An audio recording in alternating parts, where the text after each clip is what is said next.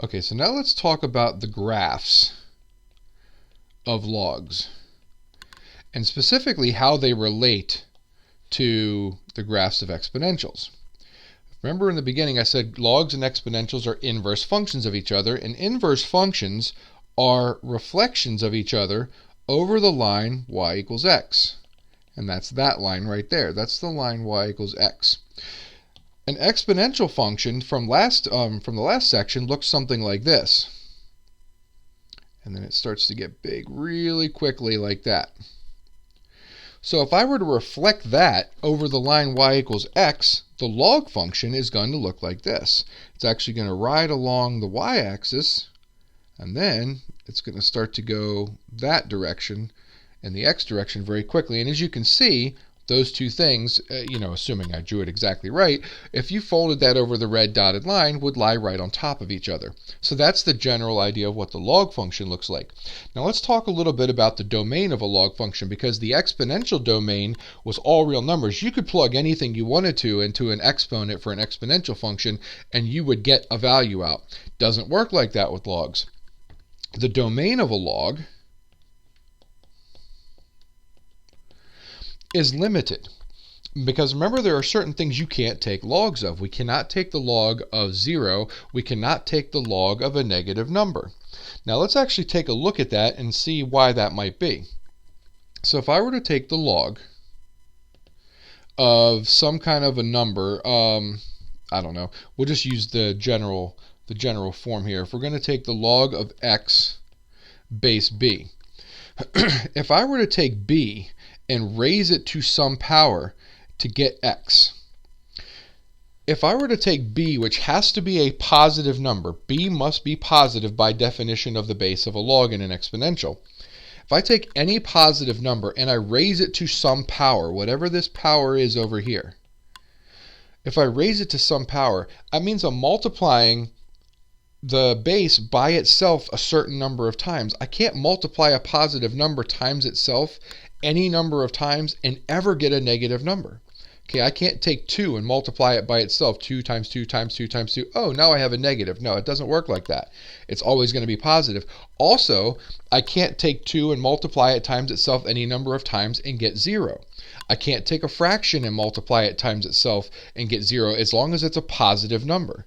Now I can get numbers that'll get closer to 0, but I can't reach 0, or I can't reach a negative number. So that's why the x part, or the argument of this, must be positive.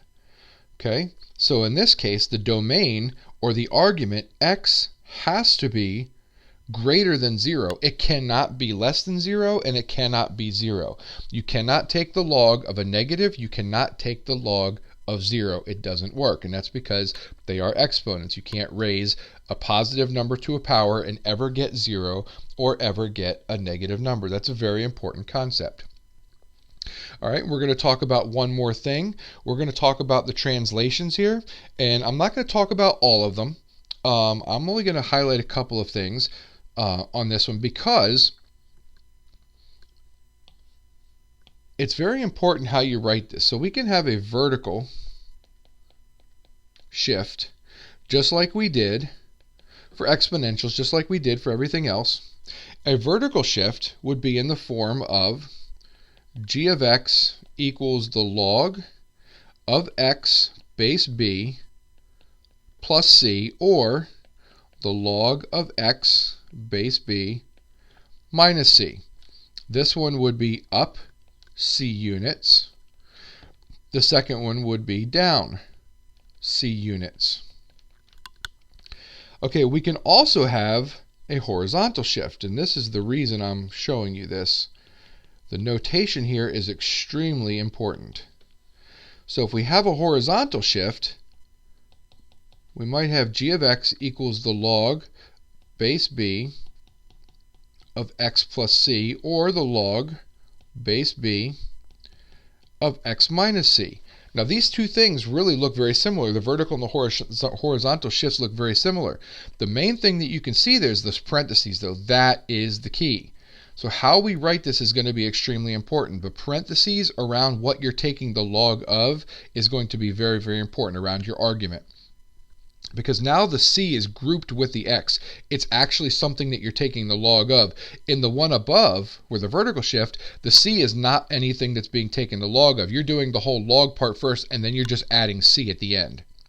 So in this one, again, left and right are going to be opposite of your sign. So the first one is actually going to be left c units. And then the bottom one here is going to be right c units. You can also reflect this over the x and y axis. You can also do vertical stretching and shrinking. I am not going to go through those particular shifts. All right, we're going to come back now that we've talked about the domain. We're going to talk about how you actually find the domain given a specific function. All right, so now let's say we actually are given a function and we're just asked to find the domain. So maybe we're going to be given the function f of x equals the log base 4 of x plus 3. The important thing to notice there is that, first of all, the x plus 3 is grouped into parentheses, so that is the argument. It's what we're taking the log of. And remember that we cannot take the log of a negative number. We cannot take the log of 0, which means that that whole thing in parentheses, x plus 3, has to be greater than 0. That's how you're going to find your domain. You're simply going to take everything that you're taking the log of, which is x plus 3, and you're going to set it greater than 0, and then we're going to solve for x. So if we solve that for x, you would subtract 3 on both sides, and you would get that x must be greater than negative 3. So your domain is that x is greater than negative 3. It cannot equal negative 3 because that would give you 0 for your log, and you can't do that. So it has to be greater than negative 3. So our domain here would simply be x has to be greater than negative 3. So from negative 3 to infinity. Remember, we cannot include the negative 3, so it gets a parentheses. And that's the general idea behind finding domain. Okay, all the logs that we've been talking about so far are what are known as common logs. Common logs. A common log just means that the base of the log is assumed to be 10. So if all I were to write was log of x, well, you don't see a base written there. If I don't write the base, it is assumed to be 10. So with a common log, the base is 10. We don't usually write the base if it's 10. So it's the log of x with a base of 10. That is a common log. So the base of 10 is understood to go right there. We're not going to write it because that's the way a common log is written. Well, the reason I bring that up is because we also have something which is called a natural log. And this actually goes back to the natural base when we talked about exponentials. A natural log is, and there's multiple ways you could write this, a natural log could be written like this. It could be written as the log of something with a base of e. So the natural log has a base of e. However, for whatever reason, we've decided to shorten the log base e to be the ln of x. So if you see the ln, that means natural log. You do not have to write the base of an e. They are the same thing. If you see the ln, it is always a base of e. It's assumed to be there. It's not usually written. So again, this right here would technically go right there, but we don't usually write it. So ln is just a log with a base of e. That's the only difference.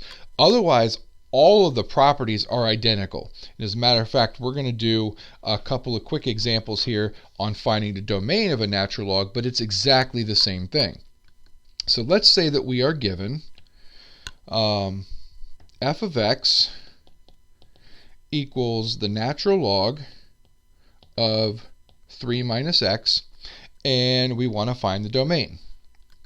Well, the domain is exactly the same thing. It's take the inside, what you're taking the log of, which is 3 minus x, and that has to be greater than 0.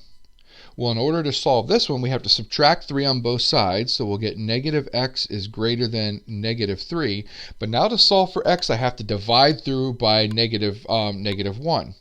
And if I divide both sides by negative 1, because it's an inequality, the equality symbol must change direction. And we get x is less than 3. That's the domain of f of x equals natural log 3 minus x. So the domain here, x is less than 3, which means it goes from negative infinity up to 3. But again, we cannot include the 3. So the natural log, just recapping real quick, the natural log has a base of e. A common log has a base of 10. If you see logs written without bases, a log without a base is 10. A natural log, or ln, without a base is always e. Otherwise, properties are exactly the same thing. When we get to later sections in this chapter, we will see how to use all this in order to solve problems.